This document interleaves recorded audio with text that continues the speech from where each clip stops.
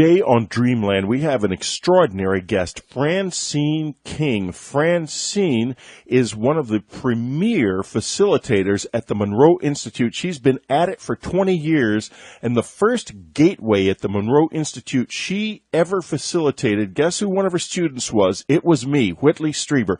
I had an incredible time there, and you're going to hear all about it when Franceen and I talk about this gateway and about these experiences in the subscriber section.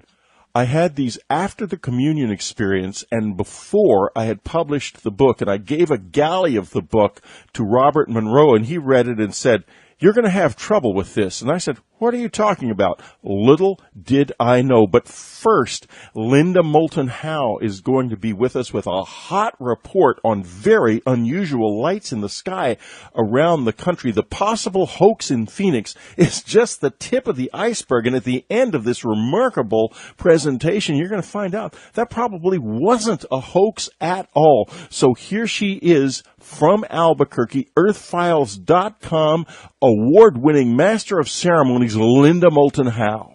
Thanks, Whitley. Well, I'm going to start with April 18th and the 4:37 a.m. Central Time, when there was a huge earthquake at an epicenter 38 miles northwest of Evansville, Indiana. It was a magnitude 5.2 at about 7 miles deep, and it shook sleeping residents in Illinois, Missouri, Iowa, Michigan, Kentucky, Tennessee, Alabama, Kansas, and as far as Georgia, nearly 900 miles away.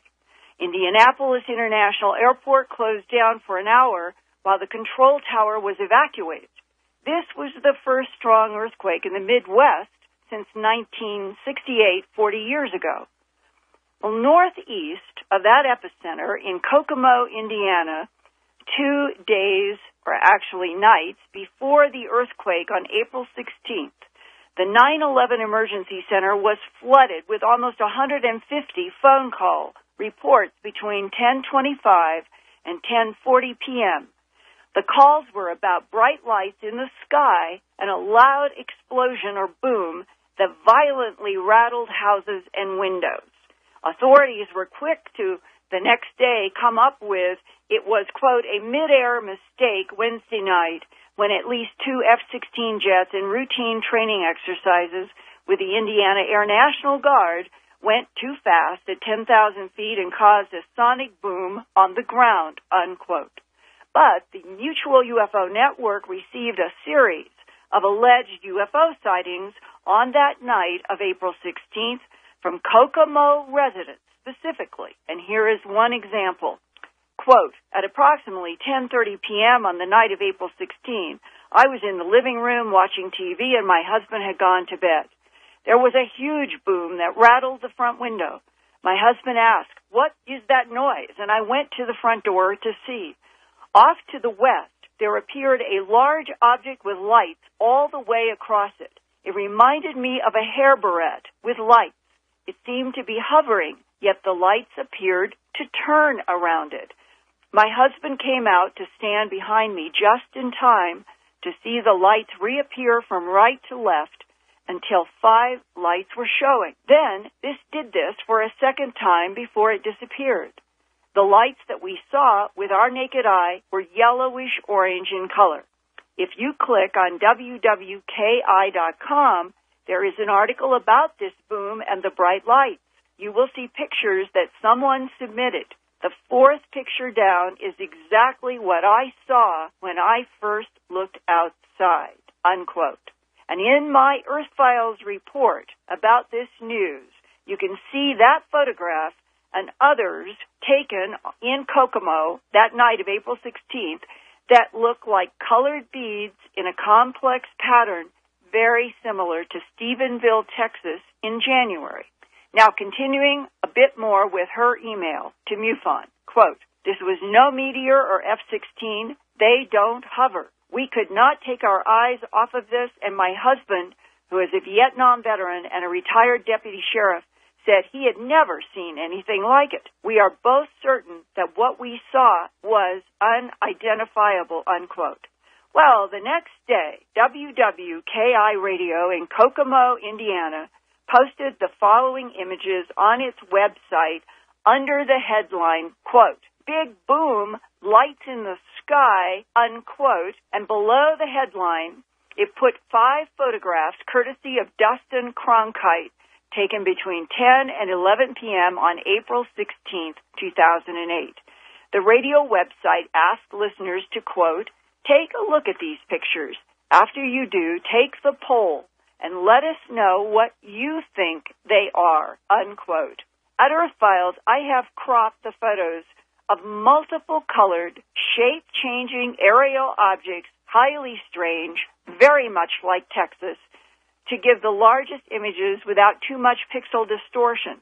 The intensity of the colorful patterns are not as bright as the Texas video and photos, but you can see a comparison of all of these photos and videotapes that I'm discussing in this Dreamland report at my news website, earthfiles.com, in the report entitled Strange Aerial Lights Like Texas, but now photographed in Indiana, Illinois, and Massachusetts. Well, that big booming noise and earthquake hit 2 days later in the early morning of Friday, April 18th. And that afternoon, I received an email from a professional photographer in Massachusetts. Courtney Lynn Wilson-Merrill lives in Holyoke. She and her husband have been good friends and have good friends in Granville, about 20 minutes southwest. Courtney was alerting me to the fact that her Granville friends were seeing very strange and colorful lights flashing in the sky that week. And then, the very night that she had emailed in the afternoon on Friday night, April 18th, around 10 p.m., Courtney got a call from Dan Vierno in Granville, who said there were 2 more bright lights with spinning colors above trees near his house. Immediately, I grabbed my camera, I grabbed my tripod, I grabbed my husband, and I was out the door, and I drove right over there. I jumped out of the car. My husband was actually trying to park, and Dan just immediately grabbed me by my shoulders, handed me binoculars, and pointed into the sky. And there was this big, bright ball of white light just above the tree line, and it was flashing with colors. And when you looked at it through your binoculars, the object looked circular, and it had the lights inside of it moving. It was mainly a bright white light with the colors on the inside circling around. And then there was a second object over to the right of that first object, the one that I was videotaping. And that one was mainly orange with the same colored light dancing in the middle. So one was more silvery white and one was orange, but both had that merry-go-round look of colored light swirling around inside. Yes, you could clearly see colored light swirling around it. It was like blue and green and red and pink and gold. It reminded me of those flashing lights that they sell at Disney World for the parade. Really vivid colors. Yes, it was beautiful. It was like a bright pink and green and blue and gold, and it was just hovering above tree line, and it looked like it was maybe sort of slowly moving downward, just ever so slightly. Okay, and for 90 minutes, from your point of view as an eyewitness and a photographer, this silvery white light with the colored lights moving around inside of it like a merry-go-round, and the orange amber light with colored lights moving around inside of it, were they really unique compared to other astronomical things you've ever seen? Yeah, it was completely different than the stars because we were comparing the stars. We were looking through the binoculars and we were looking at the stars, and then we'd go back to the object. The object was a lot brighter, a lot bigger, and it had the colors, swirling carousel of colors on the inside. So it was just this big, colorful ball of light hovering above the tree. And the first object was moving down, and the other one, the amber-colored one, wasn't moving at all. It was just staying there. In comparison to some of the star formations above, we could see them, just since we were out there for so long, tilt downward towards the horizon. But the other object, it wouldn't move with the constellations. It just stayed there. I told Courtney that Erath County Constable Leroy Gayton in Dublin, Texas, described one unidentified aerial object that he saw and videotaped on February 2nd, 2008. This was his description, quote, a spinning sun or Jupiter planet like gaseous throwing off colored strobe lights, unquote. Other Texas eyewitnesses said that it was like looking at a merry-go-round covered with silver-white Christmas tree lights turning inside a hazy gaseous surface that kept changing colors. Well, another of Courtney's Granville friends and eyewitness to these strange flashing lights in Massachusetts is Richard Guzman, 39 years old, with a background as a computer salesman, and now he is a detail mechanic for van servicing in Granville. His house is about 5 minutes up the road from Dan Vierno's and is more isolated in the Granville Mountains.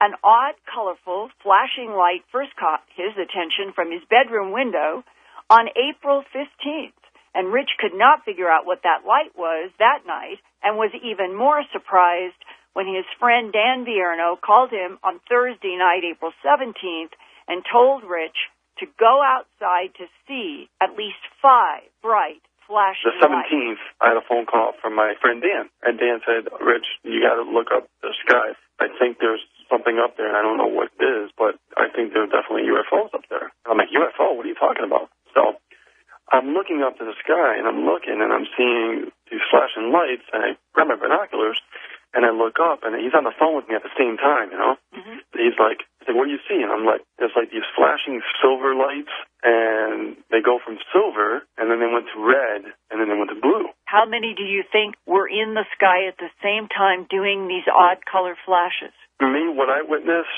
I'm going to say at least over 5.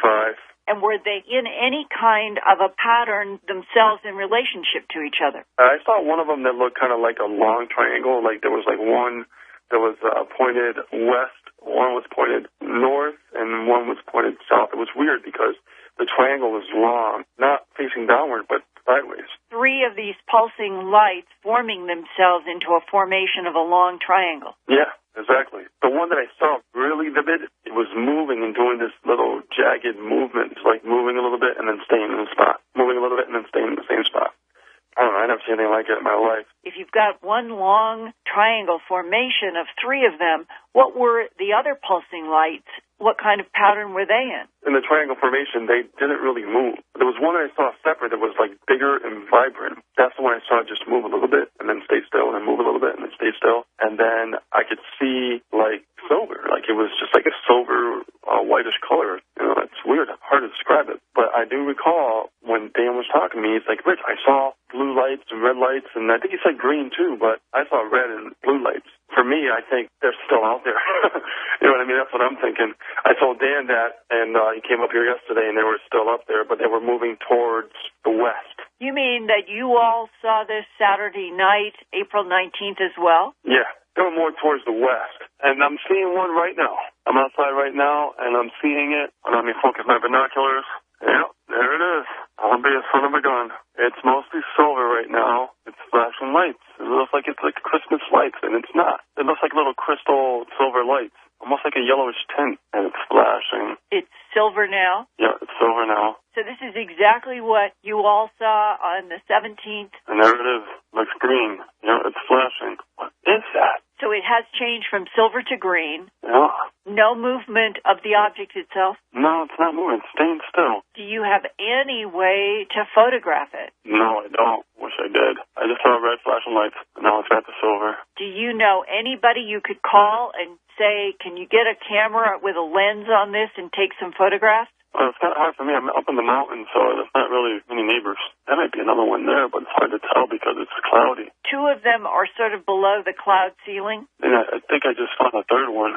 So they have to be under the cloud cover. Yep. There's the other one. There's 3 of them now. Okay. And they all are doing the same thing. Yeah, it's mostly silver and then flashing red and then flashing bluish green. Like, that is so bizarre. All of you are convinced that you're watching something that is not astronomical or military. No, this is like flashing color lights and no way. And this is the strangest thing I've ever seen since I was born on this planet. I'll tell you that much. I've never, ever seen anything like this at all. Another April 18th email that I received at earthfiles.com was from Brandon Johnson about a very unusual digital photograph that his 9-year-old niece, Gabrielle Johnson, had taken on Saturday, April 5th, 2008, from her yard in Oswego, Illinois. He included Gabby's email with her best photograph, and I was impressed that the image was very similar to Kokomo, Indiana, and Stephenville, Texas. I was able to call Gabrielle's mom, Leah Johnson, and arrange to interview Gabby by phone about her photograph. Gabrielle's favorite subject is astronomy, and she likes to look at the night sky. It was about 11:45 p.m. that Saturday night of April 5th when she and a neighborhood friend were outside stargazing at her Oswego, Illinois home. And we were outside on my trampoline, and we were looking at the sky. We were looking at all the stars and the planes. And then we noticed something else, and we didn't know what it was, so we went inside and got the telescope. It really didn't help much, so we thought maybe we could get, like, a camera or something and, like, zoom in with it to see what it was. So we started taking pictures of it, and when we looked at the picture, it was, like, blue, green, red, and purple, and it was, like, very colorful, and it looked like it was moving. Almost as if you saw a sequence of colors moving rapidly that somehow were then photographed looking, would you say, like colored beads that were strung on a string? Yes. Now, can you go back and tell me what exactly caught your attention in the beginning? Well, when we were on the trampoline, what really caught my eye was when we were looking up, and it was like the brightest thing in the sky. It was like white, but like around it was kind of like bluish and greenish and red and purple. Did you see any motion in it? Yes, just a little bit though. It was kind of like back and forth and kind of like up and down a little bit. So it was definitely not like a star or a planet. No, it was very strange. It was just this big white color, kind of like shiny thing in the sky, and it had blue, green, red, and purple all around it. They were kind of flashing in that order. So it was in blue, green, red, and purple. And that's really what we saw. You decide to go get your camera. How do you attach your camera? We were holding it as still as possible. And we were right next to a tree, so we was kind of like leaning on it a little bit so we weren't moving. And we were holding it as like steady as possible so we could take the picture. Against the lens piece? Yes. We don't know like really exactly what we think it is yet, but it's very strange. After we took the pictures, we went inside to show everyone, and we tried to look it up on the computer. We didn't find anything. We looked in my astronomy books and didn't find anything similar. And then we went back outside, and it was gone. And Whitley, when you compare Gabrielle's image that she took through her telescope with her camera to the very strange, similar, like colored beads in various patterns in Kokomo, Indiana, to nights when there was this huge boom, and this is before the earthquake 2 days later. Whether there is any connection or not, I have no idea. But the local media in Kokomo has been asking that question in a series of articles about what happened in the 16th, anticipating the big earthquake on the 18th. And then you go to Granville, Massachusetts, all of this taking place in approximately the same time period, and you have the same spinning lights almost behind Gaz that was described in Texas. And in Texas, you also have the extraordinary videotape taken by David Carone and by the constable's wife, Wendy Gayton, of the same, they look like colored beads strung in very complicated three-dimensional patterns. And so I am saying to Earth Files and Dreamland listeners, anybody, anywhere, who is out and sees any of these strange, very large, they're much larger looking than the stars in the sky, and you can get any kind of videotape or photographs, please try, and then let Whitley and let me know at Unknown Country and at earthfiles.com. Now, this is like one major track, Whitley, and now I'm going to move briefly to the Phoenix Lights. They are not in the category of what I've just described and we've heard from these eyewitnesses. They were red, and they moved, according to Brad Drenning a man who took the best videotape in Phoenix. It lasted for 14 minutes, and I have the links at my earthfiles.com Phoenix Lights report so you can see everything that he videotaped.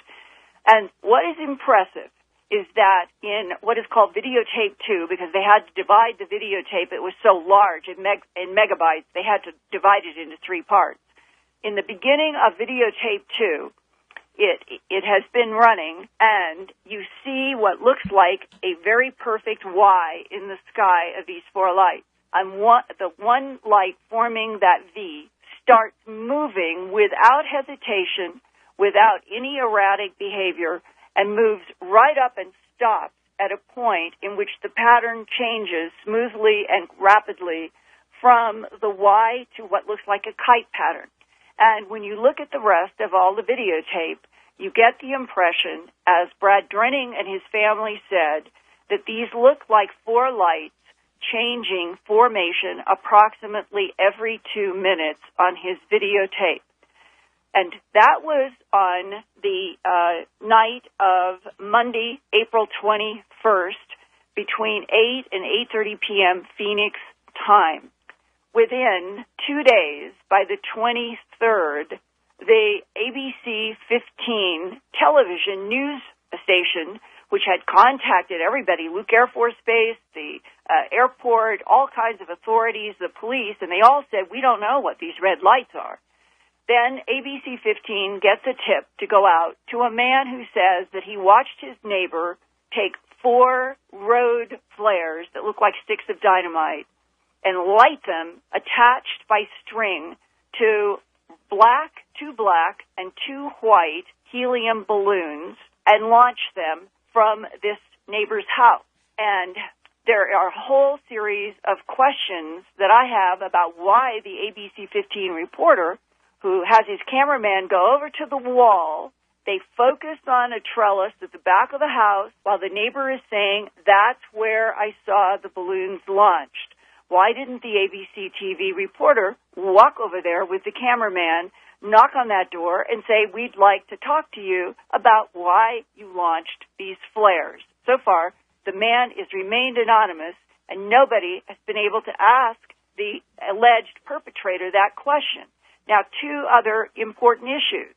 On the morning of the 23rd, the day that this alleged perpetrator was basically found out by the neighbor, on that morning, the Charles Gross radio show in Phoenix had a military pilot on an interview for about 2 minutes, and the military pilot was saying that he watched those lights during most of that half hour on Monday night, the 21st, talked about his military background and what he had flown. And he said on the air, those were not flares attached to helium balloons. And apparently that rumor was already in Phoenix by the morning of the 23rd. And then ABC 15 News unfolded the story with their interview throughout that day into the evening.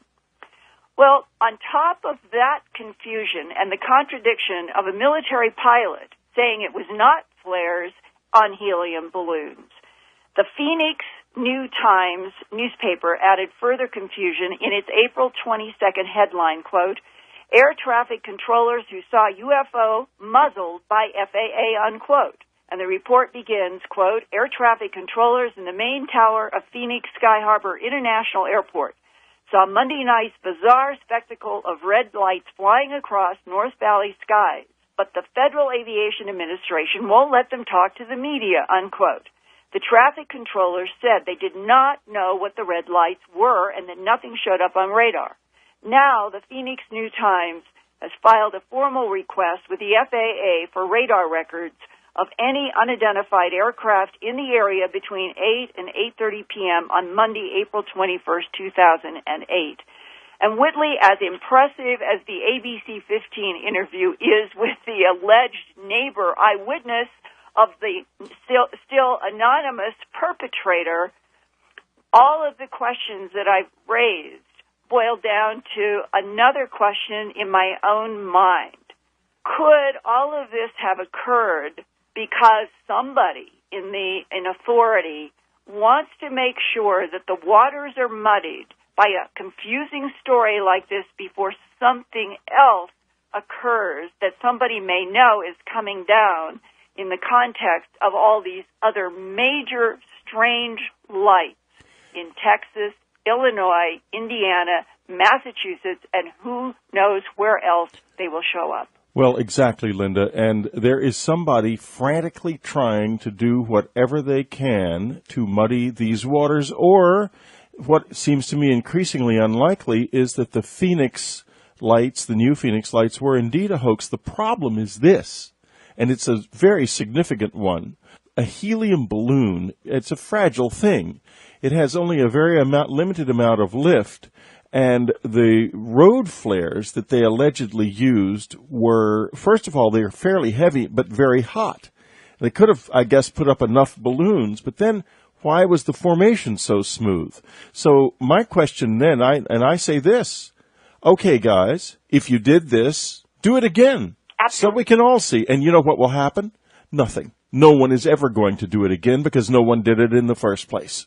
I agree with you completely. When you watch Brad Drenning's 14 minutes of videotape, which I believe you have watched also. Yes. And you see that very specific movement. Jim Mars looked at it today and he said, I don't know how flare attached to a helium balloon would make that kind of a direct course and stop and stay in formation and then move 2 minutes later. Okay, Linda, thank you very much. We have come to the end of our time together. Next up, William Henry and Franceen King are going to be talking about the Monroe Institute and out-of-the-body travel. Franceen King is a remarkable person, and I know this because she facilitated her first Monroe Institute Gateway back 20 years ago, and one of her first students was, guess who? Whitley Strieber. And for our subscribers today, Francine and I are going to talk about that Gateway experience and some of the remarkable experiences she's had in a lifetime of flying freely out of her body. We'll be right back. Subscribers' tickets to the Dreamland Festival are going faster than we expected. We don't have all that many seats, so please, if you're interested, do sign up soon. Use the coupon code DF1 as you check out of the unknowncountry.com store to get $25 off each of your tickets. This is William Henry. This is Dreamland. Welcome, everyone. Each of us has within us the ability to become self-actualized beings. For one reason or another, we sometimes experience worry, fear, stress, anxiety, and doubt about fulfilling our potential. The really crippling choice is that of disbelief. We don't believe we can achieve enlightenment or fulfill our potential, therefore, we don't. But imagine a place you can visit where after your first visit you become free of the fears that hold us back. A place where there is more than just happy talk going on and where proven techniques are utilized. The Monroe Institute in Virginia is such a place. Founded by Robert Monroe in 1974, TMI is devoted to the premise that focused consciousness contains definitive solutions to the major issues of human experience. The Monroe Institute is world-renowned for its pioneering sound technology called HemiSync, used to alter consciousness, expand awareness, focus attention, and facilitate greater health, well-being, and self-awareness. The Monroe Institute's website is monroeinstitute.com. Since 1996, today's guest, Dr. Franceen King, has conducted the residential programs at the Monroe Institute. She is the director of the Self-Awareness Institute as well. Dr. King has been in private practice in the Tampa Bay area since 1981. She's licensed as a mental health counselor with advanced training in hypnosis and sex therapy.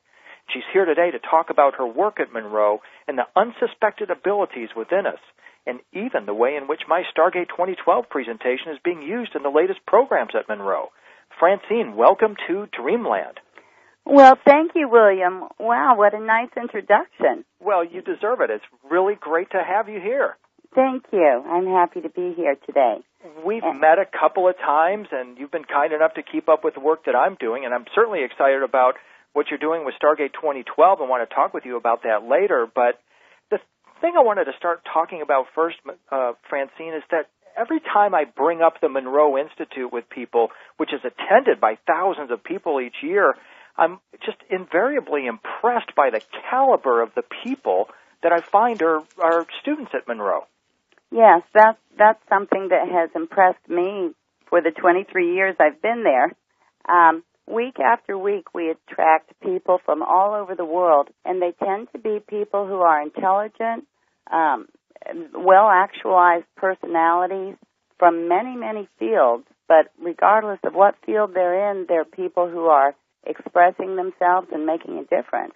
And what I've found is that many of the people I've met are very influential business people who have gone to Monroe because they want to step out on kind of the spiritual wild side, if you will, but they want to feel the comfort of mainstream. And that's what so impresses me, I think, about Monroe is that there is this incredible power pack in there that drives it. And I think we have to start talking about the founder of the Monroe Institute, Robert Monroe. Briefly tell us kind of the story of how Robert Monroe came onto the scene and founded the Monroe Institute. Okay. Well, Bob, as you may know or may not know, was a broadcast executive for many years, living in New York. He used to write radio shows, and in about 1958, he suddenly began having these spontaneous out-of-body experiences. And he had never heard of this kind of experience, and initially he was very frightened, very much concerned that he might have some neurological illness. But after checking with a number of physicians and psychiatrists, etc., everyone said he seemed perfectly healthy. And these experiences continued, and he noticed that they hadn't killed him. So he became more curious about what was causing them and what the potential might be, how he might use these states. Well, having been in broadcast, sound was a natural connection for him. In fact, for a couple of years before these started, he had been playing around with sound as a way to induce sleep learning. I don't know if you remember, but back in 1956 when Sputnik went up. Right. Okay, so he became interested in accelerated learning, and in later years he thought that probably that was something that had contributed to him starting to have these experiences.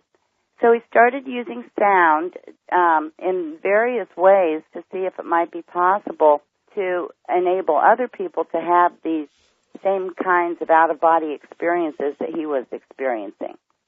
And so how would you then define the term out-of-body? Let's just kind of define that term. What is an out-of-body experience or astral projection as it's known in the literature? Right. Well, Bob's first book didn't come out until 1971, and it was called Journeys Out of the Body. And in that, he talked specifically about a kind of experience he was having, which he called his second body experiences, okay?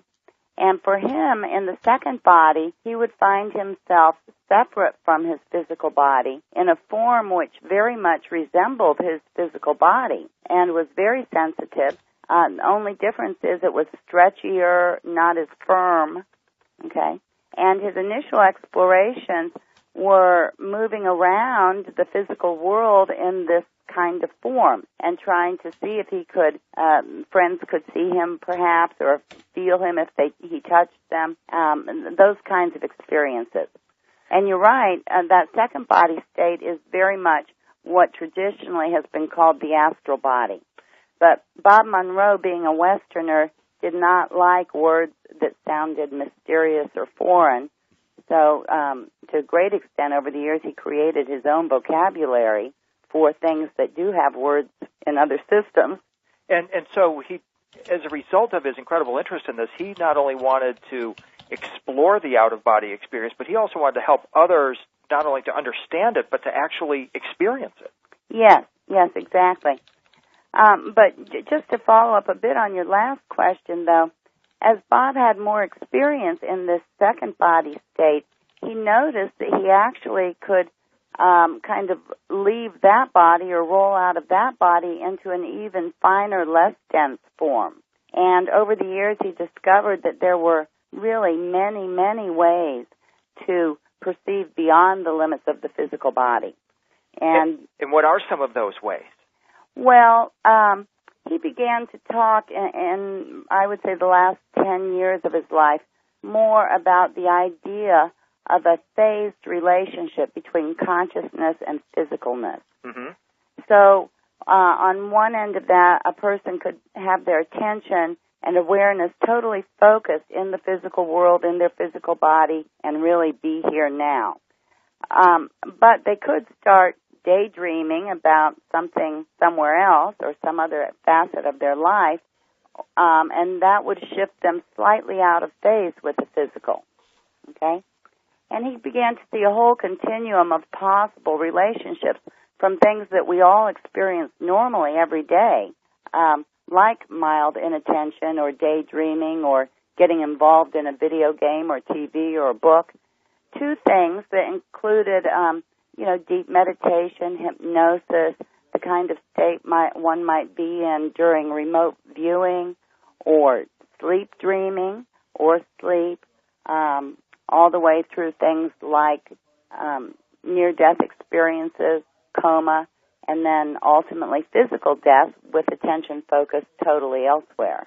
You bring up remote viewing, Francine. Skip Atwater is now the president of the Monroe Institute, and in his works he talks about the early days of his research in the project codenamed Stargate and how it was influenced by Robert Monroe. Can you talk about that for a moment? Okay. Yes, Skip is currently president of the board of directors. He was our director of research since 1987 after he retired from the Army. But in his Army days, he was the person who first proposed that the Army consider investigating some kind of remote viewing technique to gain intelligence information, because he had read that the Russians and others were attempting to do this. So for 7 years, Skip was actually the technical director of that project and responsible for the overall training of the remote viewers in the Army Intelligence Project. And were they using Bob Monroe's sound technology, the HemiSync technology, in that project? Yes.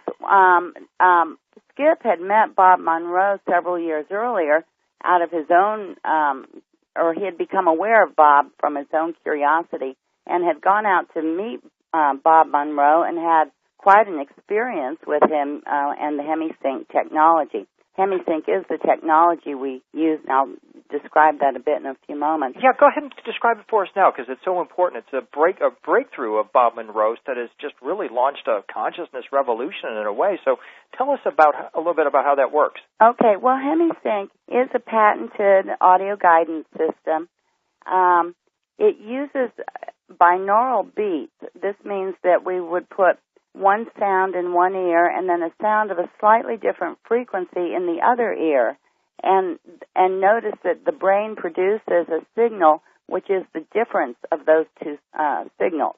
So if we use 100 hertz in one ear and 104 in the other ear, both hemispheres of the brain would produce a signal at 4 hertz.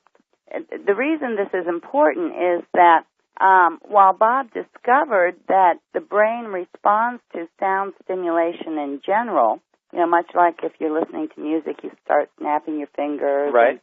Okay. The brainwave frequencies are below the threshold of human hearing.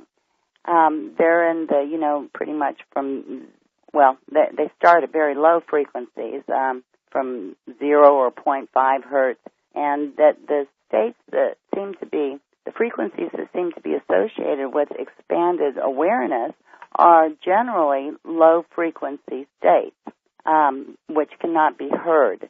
So he needed to use something that would allow the brain to respond to sound that it could not hear. That's why he decided to use the binaural beat system. That's brilliant. Yeah. And the binaural beats were not created by Bob Monroe. They had been discovered years earlier, but he just used that technology. And he found it as a way to induce the out-of-body experience and also to open up vast regions of untapped consciousness.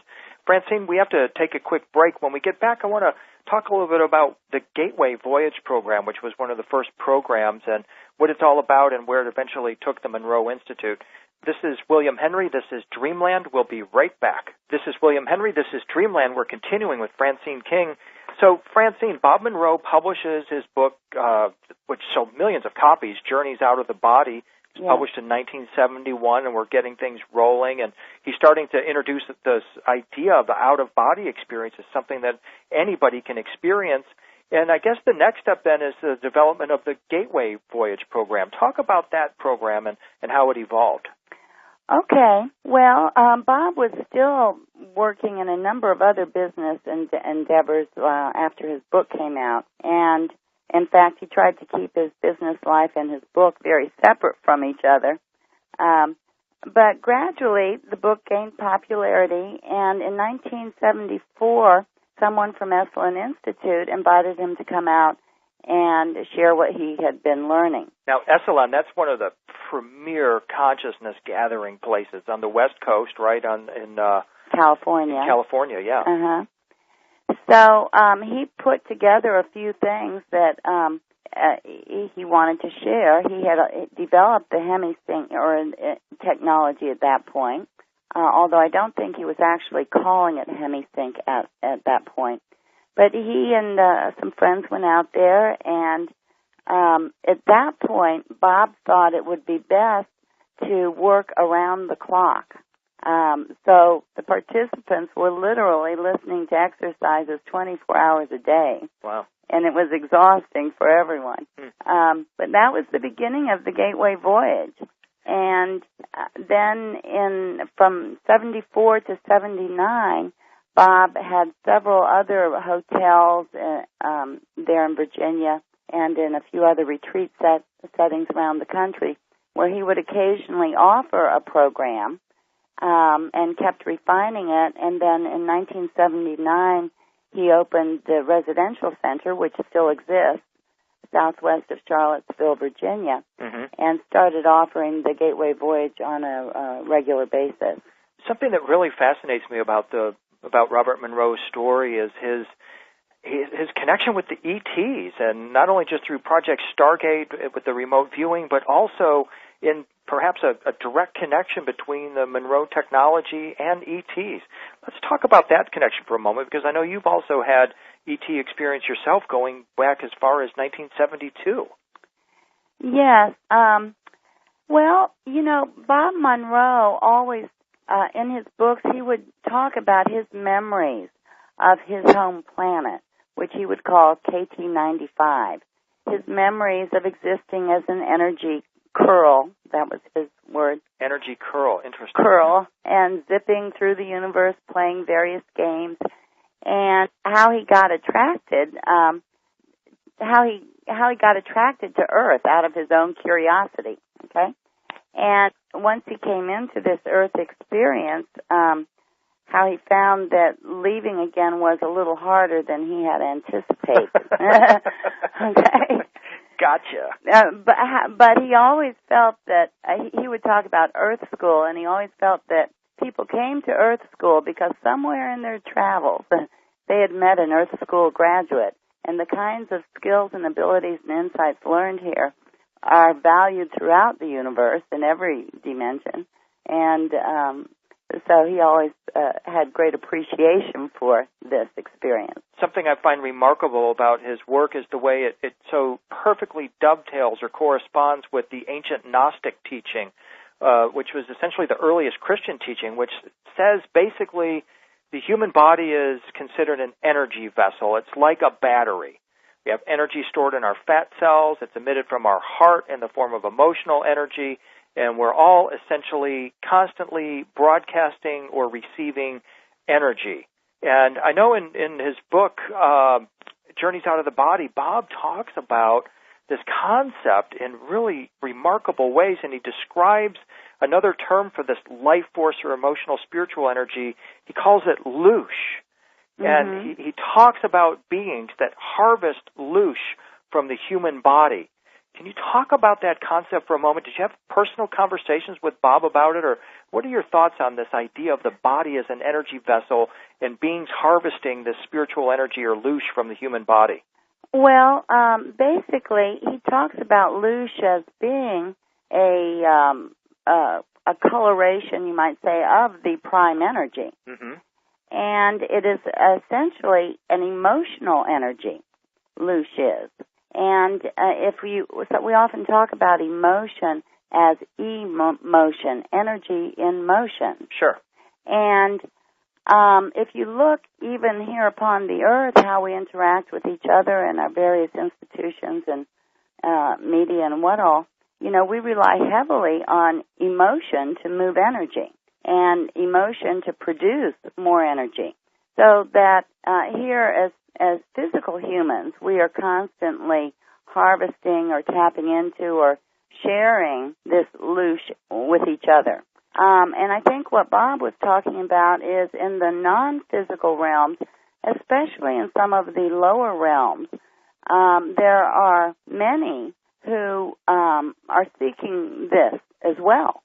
Yeah, in fact, the Gnostics identified the beings who seek to harvest this energy as archons. Jesus and Mary Magdalene talked about them in various Gnostic Gospels and say that the archons are essentially toll collectors. They seek to take our souls by theft, and they are here to harvest this energy for them. But what Jesus and Mary Magdalene were working on is how to travel through the astral realms. And when you read these stories, it becomes incredible, Franceen, because it's almost as if Mary Magdalene is running a research program, and Jesus is her daredevil test pilot, and he goes out into the astral realms and evades these archons, goes into the higher realms, and comes back and provides for her direct knowledge and experience about, or essentially a map about how to get into the higher realms of experience. That's what you do at the Monroe Institute. Right. I would say very much we do. Now, you have to remember also, though, that Bob was saying that our goal should be to be able to generate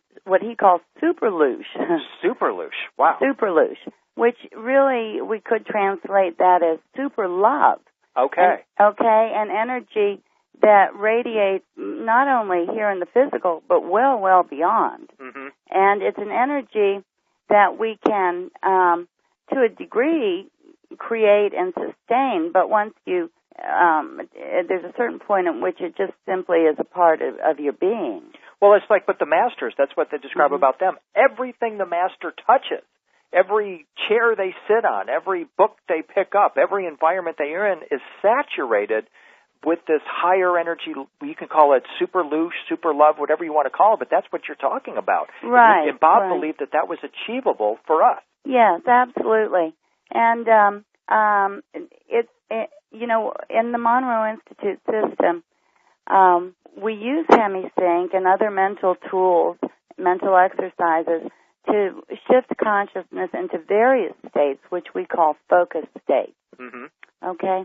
And once you get up to about focus 27, I would say, that starts to be the idea of super loosh, or that kind of state, starts to be quite reasonable and achievable.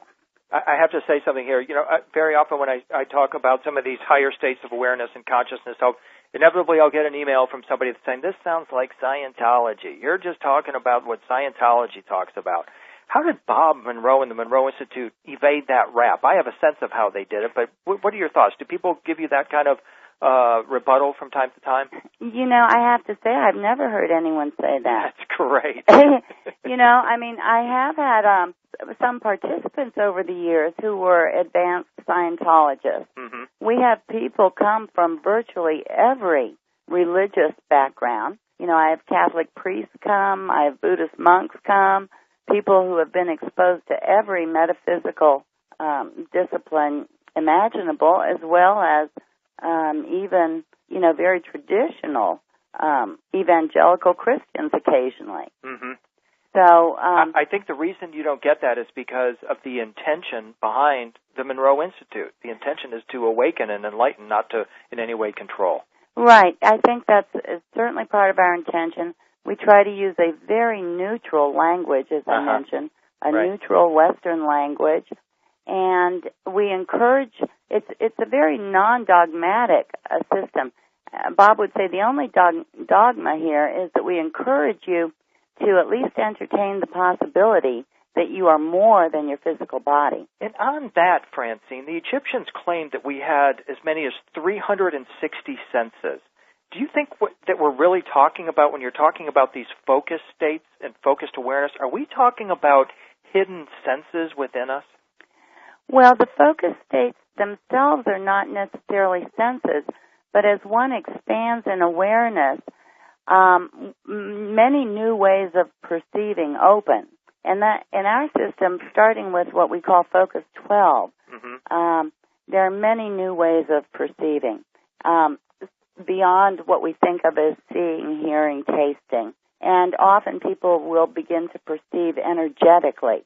And sometimes they'll begin to perceive and receive what we call rotes or thought balls, huge gestalts of information. Like a download. Some people call them downloads. Right. Only a rote I consider to be more like a download you get in a zip package. You know, it may take you a few days or even a few years to really unravel it, but you know that you got it. Right. The totality. And that's how Bob talks about receiving this about the Luge. It was one of the rotes that he received from one of his experiences. Yes. And rote stands for Resonant Organized Thought Energy. Okay. Okay. Franceen, we've got to take another quick break. When we come back, I'd like to take a little tour, if you wouldn't mind, if you'll take us through the stair steps through some of the programs offered at the Monroe Institute. Okay, I'd be happy to. Great. This is William Henry. This is Dreamland. We'll be right back. This is William Henry. This is Dreamland. We're continuing with Franceen King. Franceen, people want to know. They're always asking me, how do I become an agent for change? How can I make a difference? Okay. Do you want me to answer that? I'd like to answer that, yeah. Okay. Well, I think people become an agent for change by starting with themselves, first of all, and coming to know more who they are and being who they are and expressing themselves in the world. You know, one of the things that our scientists have found in recent years is that states of consciousness really are contagious. So if you can take care of yourself first, that has an effect on everyone else. And then beyond that, you may get a creative inspiration about something in particular for you to be doing in the world. Yeah. One of our programs, Exploration 27, we spend a lot of the week in states that would typically be called afterlife states, with Focus 27 being a state that is very much like how most people conceive of heaven. So this would be an out-of-body experience, then, that you actually guide them through? Yes, only they don't necessarily have to be experiencing it in a second body or astral body state. Mm-hmm. They can be experiencing it in other ways as well.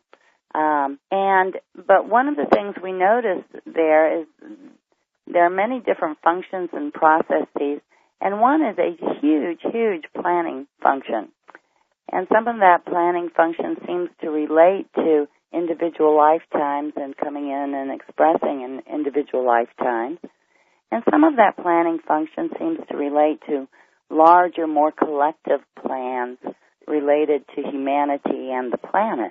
So this is trying to help people to understand what their individual mission is, as well as what the mission of the group of people they're incarnate with is? Right. Mm-hmm. So that people often get wonderful inspirations from that energy. You know, whether it's scientific inventions or books or social movements or specific roles to play. Usually from that perspective, there are individual aspects, but also some collective aspects. And like how many people would typically be in an introductory class like that?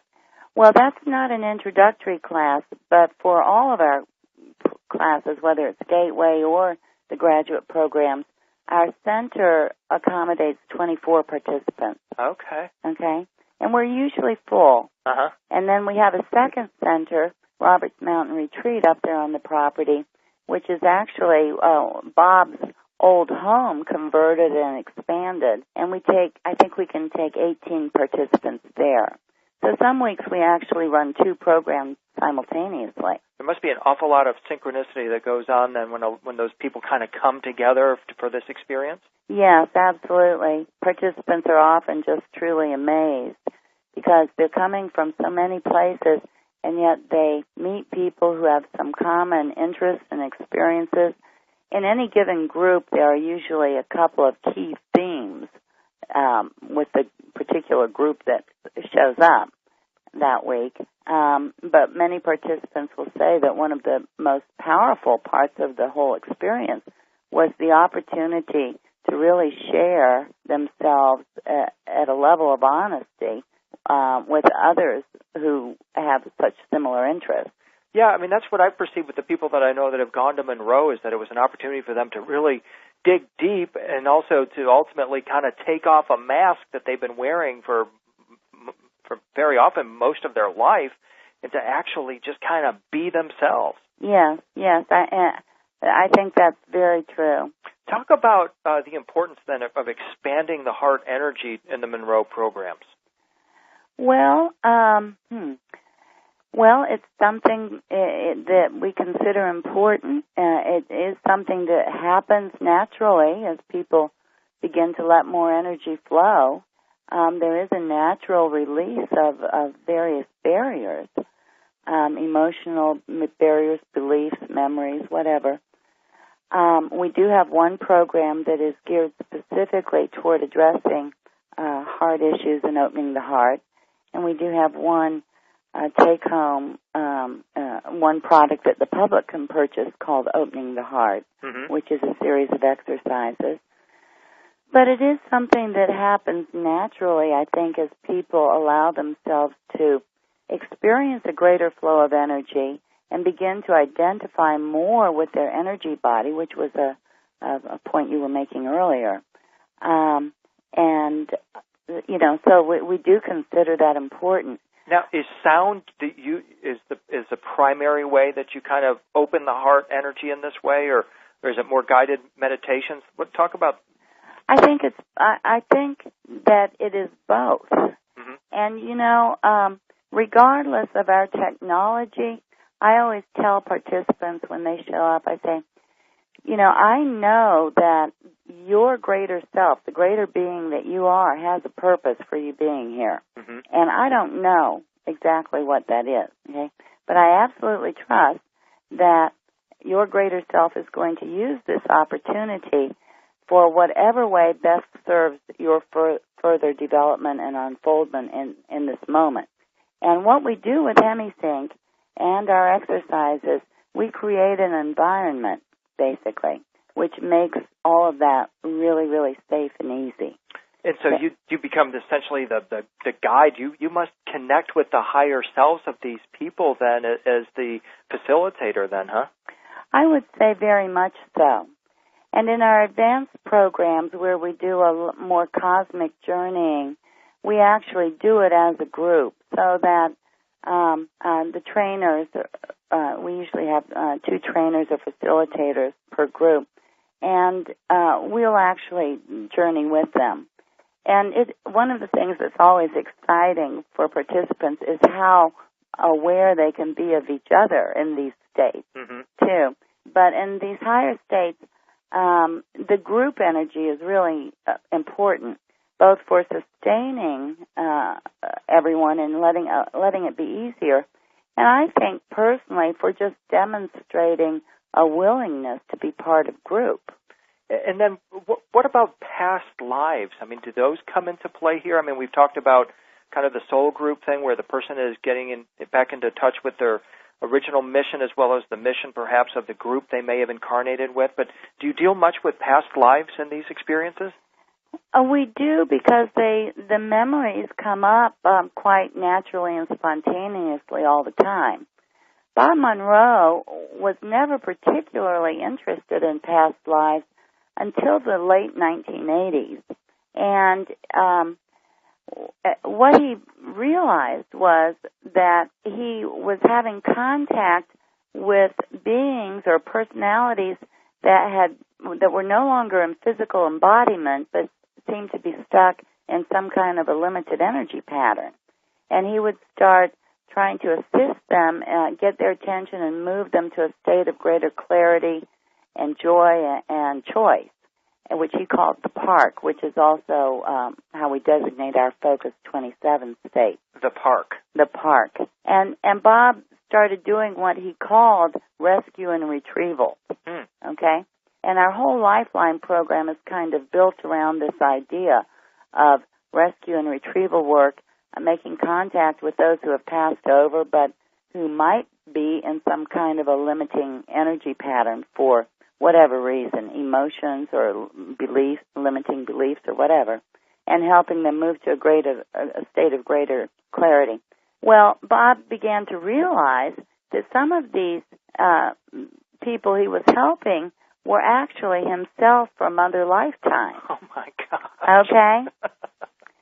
And that was a real revelation for him. Wow. Yeah, and so he began to see how the idea of becoming aware of other lifetimes was more important, so that as we move ourselves into states of greater wholeness, we're bringing along all of the parts of ourselves or aspects of ourselves that may have expressed in times in the past or the future. Wow. Because we're really outside of linear time at that point.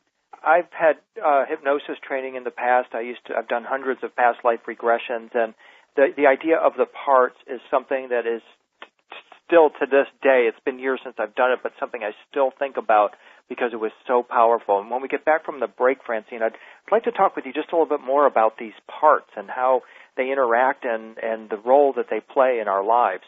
Okay. This is William Henry. This is Dreamland. We'll be right back. This is William Henry. This is Dreamland. We're continuing with Franceen King.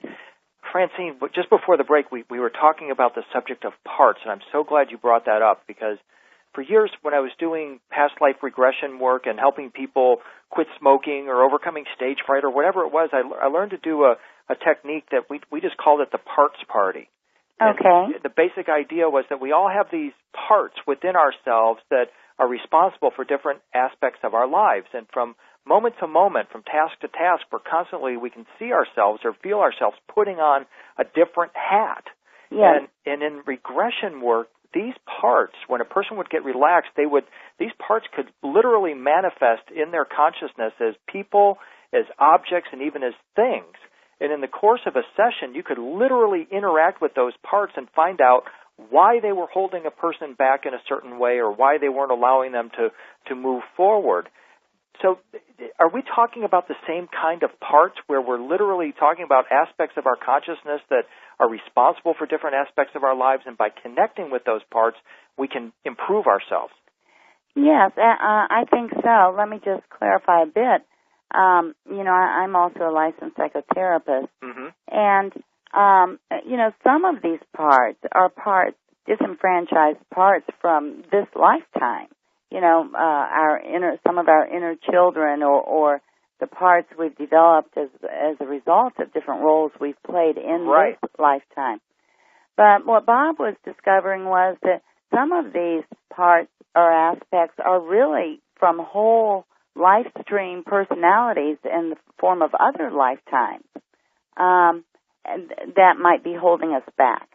Yeah, when I trained to do that, I had, just to talk about it briefly, I remember several of my parts. I had a female starship captain who mm-hmm. kind of burst into the meeting saying, look, I think this is all kind of funny. This is very peculiar. I don't really have time for it, but let's get this over with.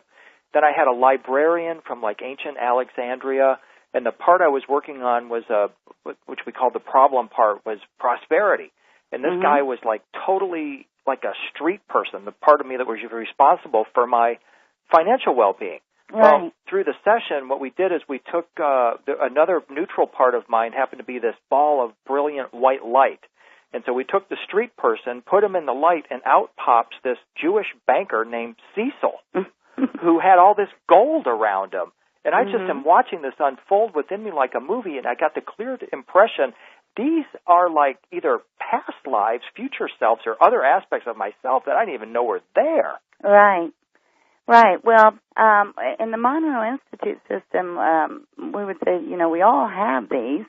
And so we do have a program timeline which allows people to specifically focus on becoming aware of other lifetimes. And in our Lifeline program, there's a tremendous amount of retrieval of other aspects of self.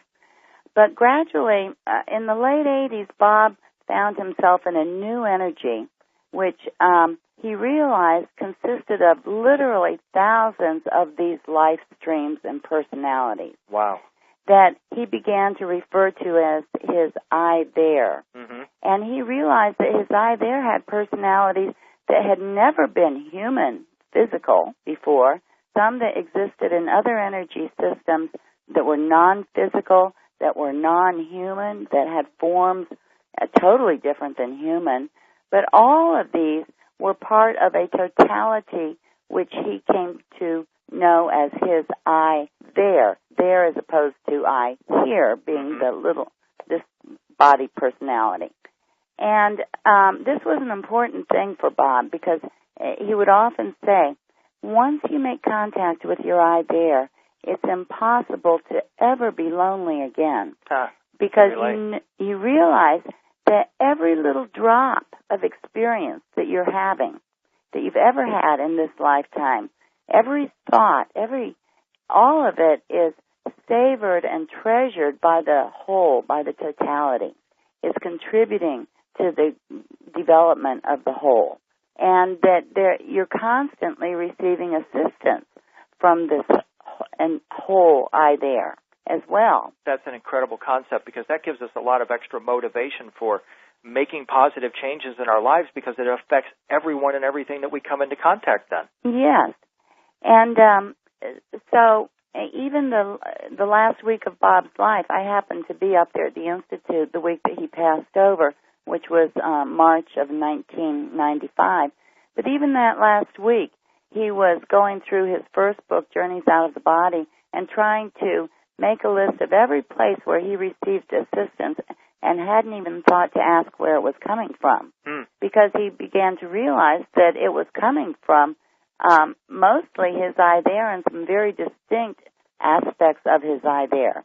He found that there was a group of, I'm going to say, 6 or 7 key personalities who represent like other lifetimes, who were part of his I there, who became, in his later years, his executive committee. Interesting. You know, he felt like he could just sit down with them and get all kinds of valuable advice and assistance and understanding. Yeah, this is like the kind of the fantasy of who would you have dinner with if you could? Abraham Lincoln, Thomas Jefferson, John F. Kennedy, the Buddha type of thing. Right. Yeah. Yeah, and he also realized that it wasn't just linear, you know, past or future lifetimes, but there were other aspects of his I there expressing in present time in other parts of the world. He was very interested in the life of a woman in Russia who was part of his I there, who had some similar kinds of responsibilities. So it was after his passing and his transition in 1995 that you then kind of took over as sort of the developer of new programs. You developed something called Starlines. Tell us about this program. Okay, well, let me just first correct that and say I would not say I took over as the developer. I did develop a program right after Bob's passing, Exploration 27. It was one that I had talked with him about before his passing, but then he left, so it fell to me to do. And other trainers have also developed new programs since Bob's passing. But the Starlines program is one that we started in 2003. We had been doing the Exploration 27 program since 95, and in that program we visit a state we call Focus 3435, which Bob referred to in his second book as The Gathering. It's actually a huge portal state also, but it's a state where it's very easy to have contact with many different kinds of intelligences, non-physical intelligences. For the purpose of?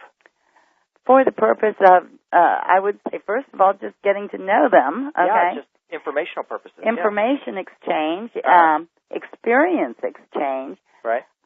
But also continuing on with this idea of gathering the parts of the I there, that's also a key part of it.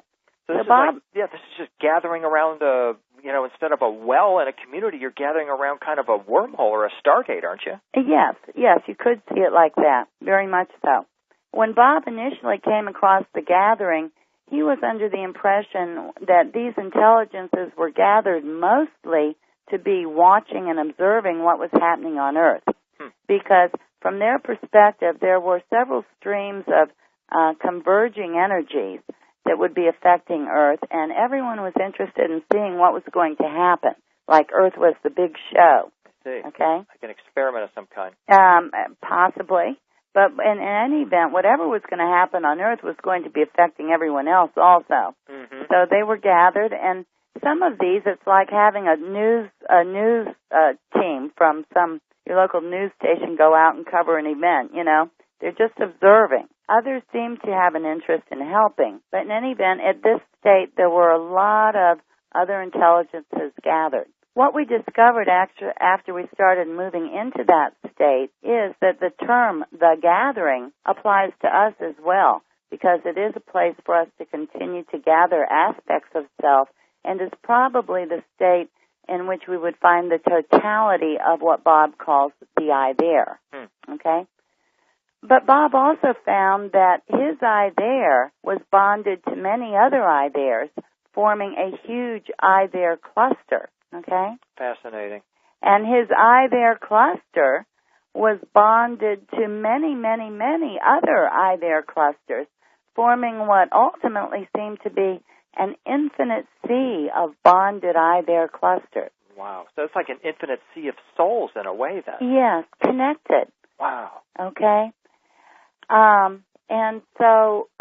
And then in later years, Bob was interested, he would observe that every now and then a big chunk, he talked about how this sea of I there clusters formed in what the best he could describe it was like an infinite honeycomb kind of pattern. And every now and then big chunks would disappear. Okay? Would disappear? Disappear. Wow. So he would wonder where they were going. And then one day he had an experience where he was just determined to find out where they were going, and he, even after being discouraged or dissuaded by various intelligences, he pushed on, and he found himself eventually moving through an aperture into a different energy flow, which he talked about as the flow to the great emitter. Wow. Okay? Now, Bob normally did not use words like God, although he would occasionally say creator, okay? But the great emitter was some kind of energy, distant energy emitter from whence all of this creation had come. But he found himself in the flow to the great emitter going back, but he was stopped. Is the great emitter the galactic center? I mean, that's thought of in shamanic traditions as the emitter of souls. Are we talking about the center of the Milky Way galaxy? I think we're talking about a point actually beyond that. I think that the Milky Way, the galactic core, corresponds more to the aperture through which he moved. I see. That makes sense. Okay. But when Bob was in this flow, he was suddenly stopped and was told that he couldn't go any further. And he said, well, why not? And this voice said to him, well, what gifts do you bring, little one? Okay. And he didn't know what that meant. And he was told that he had to go back and gather his parts. Wow. Okay. So that was a greater impetus for Bob to focus on this idea of gathering parts or becoming aware, acknowledging, recognizing, integrating, allowing, loving, healing, all of these vast parts, these aspects of self spread throughout time and space. Wow. And spread throughout other dimensions and even other energy systems, other planets, other aspects of creation. Wow. Francine, we've just got a couple minutes left, and okay. I promised in the beginning we talked just a little bit about how my presentation, Stargate 2012, is factoring into your new program at the Monroe Institute, Starlines 2. Can you tell us just briefly about that? Okay. Well, I actually used two of your presentations in that program. We did our first one last week. Mm-hmm. I used the Stargate 2012 and also the first CD from your Light Body series. Oh, the Light Body Effect. Yeah, and which was a huge hit. Oh, great. Okay? The Starlines 1 program includes, I consider it basic training for galactic ambassadors. It includes a lot of update on the field of astronomy and journeying throughout the known universe, the hundreds of billions of galaxies, and the many dimensions that this includes. Well, Starlines 2 is more about taking some of this energy that we're all recognizing as flowing into our galaxy and into our Earth life system, and being able to better integrate it, to ground it, to use it for whatever transformation is occurring here. Well, I have a sense that Whitley's going to want to talk with you in more detail about this in your subscriber interview, which will follow this program. And Franceen, I wish we had more time, but we're out of time for today. It's been such a pleasure talking with you. Well, William, I've enjoyed talking with you, and I thank you so much for this opportunity to just bring people a little bit up to date on what's going on at the Monroe Institute. My pleasure. I really enjoyed it and wish you all the best. Next week, subscribers chat live with Franceen King on Dreamland.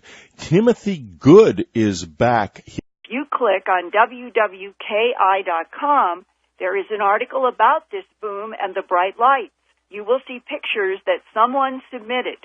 The fourth picture down is exactly what I saw when I first looked outside, unquote.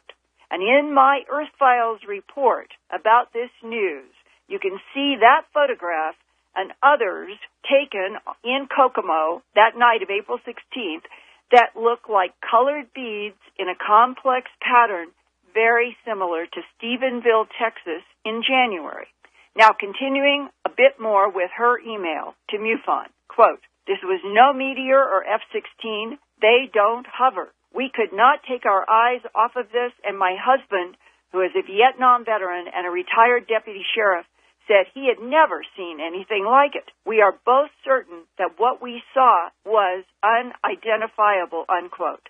Well, the next day, WWKI Radio in Kokomo, Indiana, posted the following images on its website under the headline, quote, "Big Boom, Lights in the Sky," unquote, and below the headline, it put 5 photographs courtesy of Dustin Cronkite taken between 10 and 11 p.m. on April 16, 2008.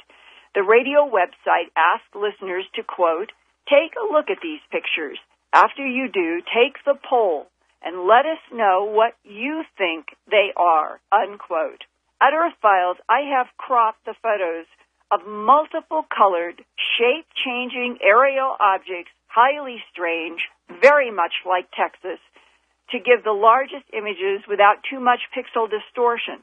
The intensity of the colorful patterns are not as bright as the Texas video and photos, but you can see a comparison of all of these photos and videotapes that I'm discussing in this Dreamland report at my news website, earthfiles.com, in the report entitled "Strange Aerial Lights Like Texas, but Now Photographed in Indiana, Illinois, and Massachusetts."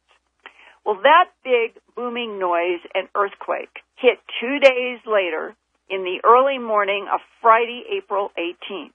And that afternoon, I received an email from a professional photographer in Massachusetts. Courtney Lynn Wilson Merrill lives in Holyoke.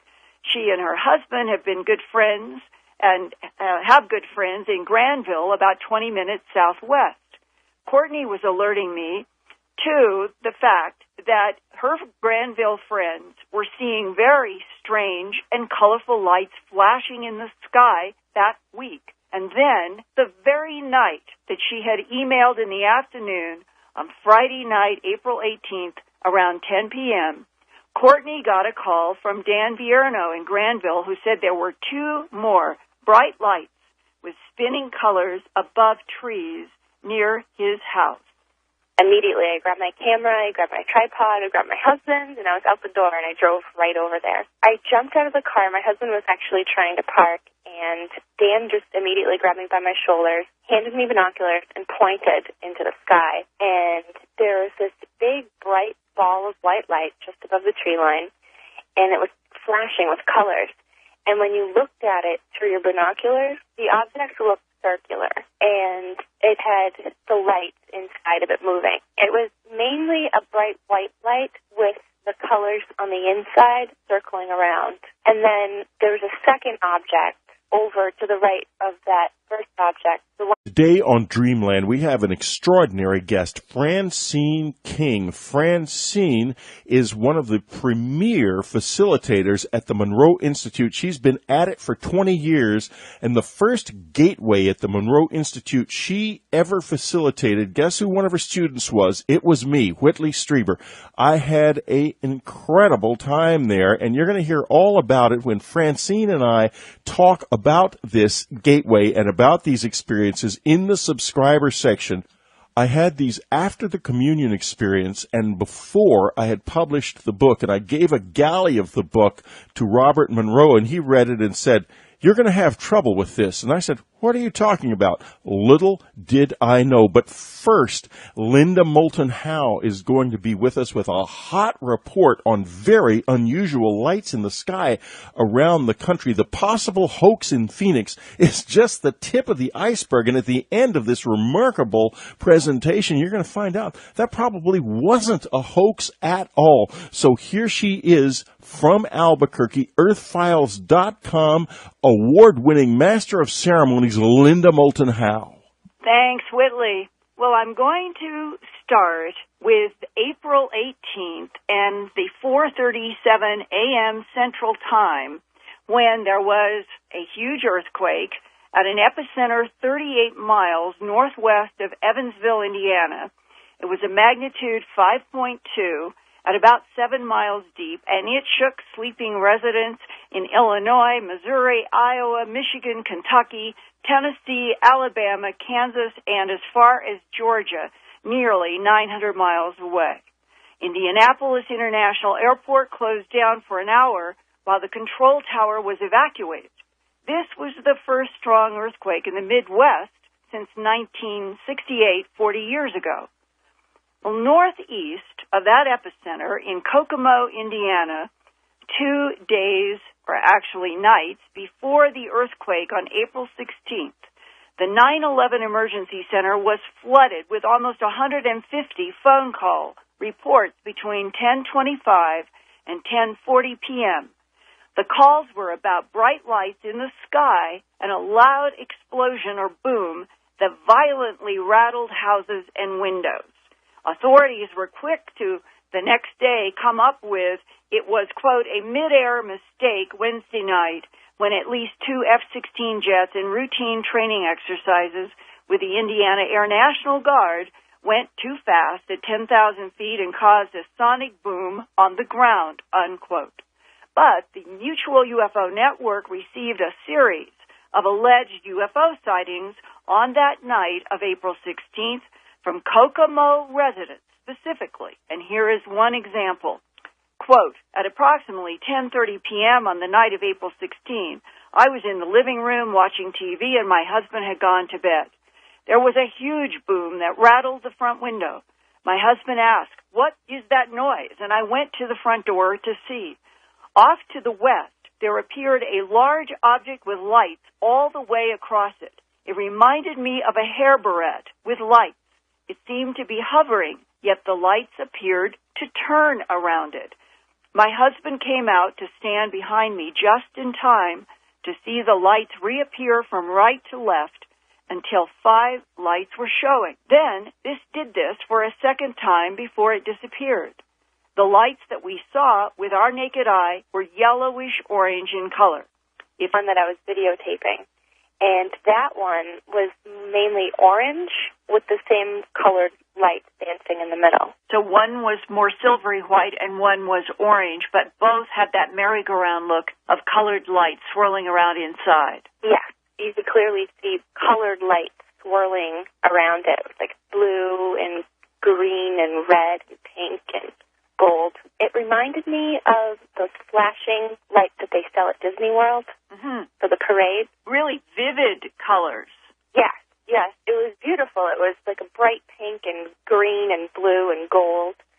And it was just hovering above tree line. And it looked like it was maybe sort of slowly moving downward, just ever so slightly. Okay, and for 90 minutes, from your point of view as an eyewitness and a photographer, this silvery white light with the colored lights moving around inside of it like a merry-go-round, and the orange amber light with colored lights moving around inside of it, were they really unique compared to other astronomical things you've ever seen? Yeah, it was completely different than the stars because we were comparing the stars. We were looking through the binoculars and we were looking at the stars, and then we'd go back to the object. The object was a lot brighter, a lot bigger, and it had the colors, swirling carousel of colors on the inside. So it was just this big, colorful ball of light hovering above the tree. And the first object was moving down, and the other one, the amber-colored one, wasn't moving at all. It was just staying there. In comparison to some of the star formations above, we could see them, just since we were out there for so long, tilt downward towards the horizon. But the other object, it wouldn't move with the constellations. It just stayed there. I told Courtney that